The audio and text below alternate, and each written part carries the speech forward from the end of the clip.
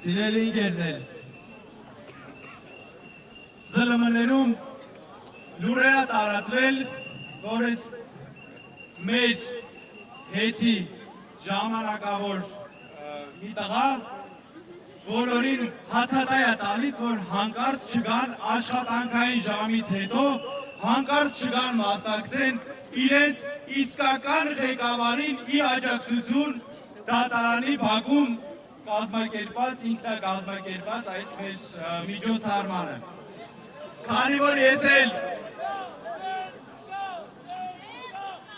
որ ես էլ արդեն շատ ծանոթներ եմ տեսել ստեղ մեր հետից ու ես էլ ասում եմ, վախ չկա,